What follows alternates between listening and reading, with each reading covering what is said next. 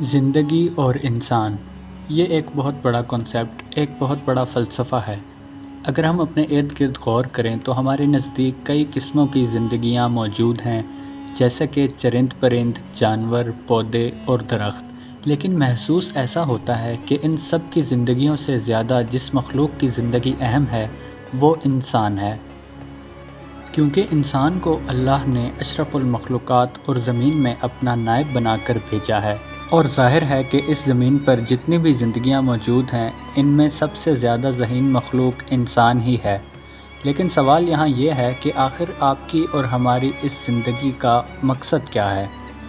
یہ سوال بہت اہم ہے اور ہم میں سے ہر شخص کو اس پر غور کرنا چاہیے، کیونکہ یہاں بہت سے لوگ زندگی کو صرف گزار رہے ہوتے ہیں لیکن اس کو جیتے نہیں، یا ان کی زندگی کا کوئی مقصد نہیں ہوتا، وہ بس ایسے ہی چلتے ہیں جیسا کہ معاشرے کی کوئی رسم ہوتی ہے۔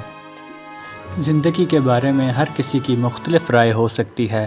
آپ بھی کمنٹس میں اپنی رائے ضرور بتائیے گا کہ آپ اس زندگی کو کیسے دیکھتے ہیں۔ یہ ساری بات شروع ہوتی ہے ابتدا سے۔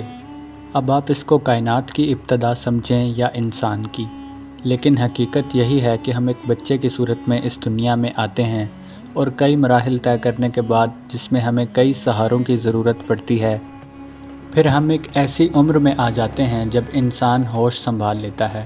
اس کے بعد جب ہم غور کرتے ہیں تو ہمیں باہر ایک عجیب سی دنیا نظر آتی ہے، اور یہ ایک حقیقت ہے کہ آپ کو اچھائی سے زیادہ برائی نظر آئے گی۔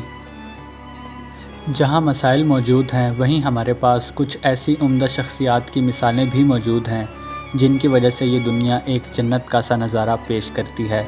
یہ وہ لوگ ہیں جو اپنی زندگی میں ایسی کوشش کر جاتے ہیں جس سے دوسروں کی زندگیاں آسان ہو جاتی ہیں یا ان میں کوئی سہولت آ جاتی ہے، اور آخر پر صرف انہی کا نام رہ جاتا ہے جنہوں نے باقی دنیا یا عام لوگوں سے کچھ مختلف کیا ہے، جیسے کہ ایدھی صاحب، جنہوں نے اپنی پوری زندگی ایک نظریے کے تحت گزاری، اور وہ ہے انسانیت کی خدمت۔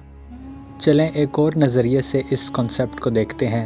اس زمین پر مختلف خطوں میں لوگ مختلف روایات کے مطابق اپنی زندگی گزارتے ہیں، جن کی زبانیں بھی مختلف اور کئی رنگ نسل کے لوگ شامل ہیں، اور اب اس میں بھی طبقات بن چکے ہیں، جس میں کچھ لوگ ایسے بھی ہیں جو کسی بھی رسم و رواج کو نہیں مانتے اور زندگی اپنی ہی ایک سوچ کے مطابق گزارنا چاہتے ہیں۔ بہت سے لوگوں کو پڑھے لکھے اور کامیاب لوگوں سے یہ سوال کرتے دیکھا گیا ہے کہ ان کو مستقبل میں کون سا پیشہ اپنانا چاہیے۔ مطلب آج کل یہ فیصلہ کرنا بھی مشکل ہو چکا ہے کہ ذرائع آمدن کے لیے کون سا شعبہ چنا جائے۔ زندگی، آخر کیا ہے یہ زندگی کہ جس میں ایک دن ہمارے حق میں ہوتا ہے اور دوسرا دن ہمارے خلاف؟ کبھی ہم اداس ہوتے ہیں اور کبھی پر امید، اچانک کوئی مجبوری آن پڑتی ہے اور کبھی آپ ہی مطمئن ہو جاتے ہیں۔ اب زندگی کو ذرا اس زاویے سے دیکھیں کہ اگر آپ اس زمینی سیارے سے زوم آؤٹ کریں تو آپ کو قریب میں مریخ یعنی مارس ملے گا، پھر اس کو زوم آؤٹ کریں تو باقی سیاروں سمیت پورا نظام شمسی نظر آئے گا، اور اسی طرح ہم جتنا اپنی زمین سے دور ہوتے جائیں گے ہمیں اپنی کہکشاں ملکی وے نظر آنا شروع ہو جائے گی۔ اس لیے آپ جتنا دور آتے جائیں گے آپ کو ملکی وے کی طرح کی اربوں کہکشائیں ملیں گی، جن میں سے اکثر پر انسان شاید کبھی پہنچ بھی نہ سکے، کیونکہ جو فاصلہ ہے وہ اتنا زیادہ ہے کہ سوچ سے بھی زیادہ معلوم ہوتا ہے۔ اور اگر اب اس قدر دور آنے کے بعد آپ زمین کے بارے میں سوچیں تو آپ کو ایک ہلکے سے نقطے سے بھی چھوٹی نظر آئے گی، اور اگر نظر آ جائے تو انسانی زندگی یہیں پر موجود ہے، جہاں آج 8 ارب سے بھی زیادہ لوگ رہ رہے ہیں، اور یہ تعداد مسلسل بڑھ رہی ہے۔ یہ زمین، یہی وہ دنیا ہے جہاں لوگ مختلف کام سر انجام دے رہے ہیں۔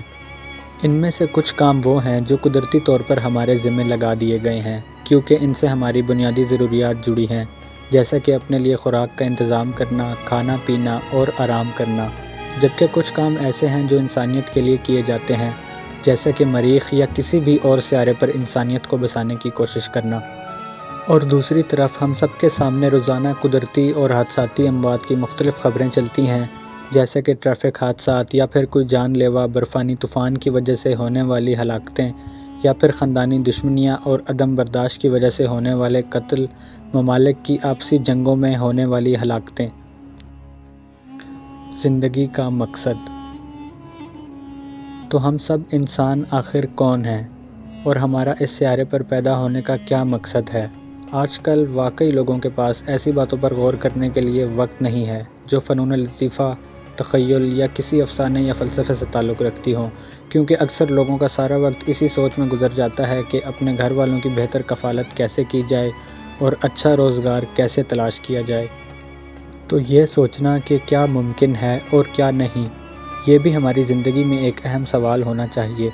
کسی فلسفی نے سچ کہا تھا کہ انسان جو بھی سوچ لیتا ہے وہ ممکن ہو سکتا ہے، جیسے کہ آج سے سینکڑوں سال پہلے کسی نے سوچا کہ کیا انسان بھی ہوا میں اڑ سکتا ہے، اور آج ہم دیکھتے ہیں کہ علم کی ترقی کی بدولت آج انسان ہوائی سفر کرتے ہیں۔ بلکہ اب تو جب سے اسپیس ایکس نے اپنی تکنیک کو عملی جامہ پہنایا ہے، خلا میں جانا بھی ایک عام بات ہو چکی ہے، اور اب تو مریخ پر انسانی بستی بسانے کی کوشش کی جا رہی ہے۔ روزانہ سائنسدان نئی سے نئی چیزیں ایجاد کر رہے ہیں۔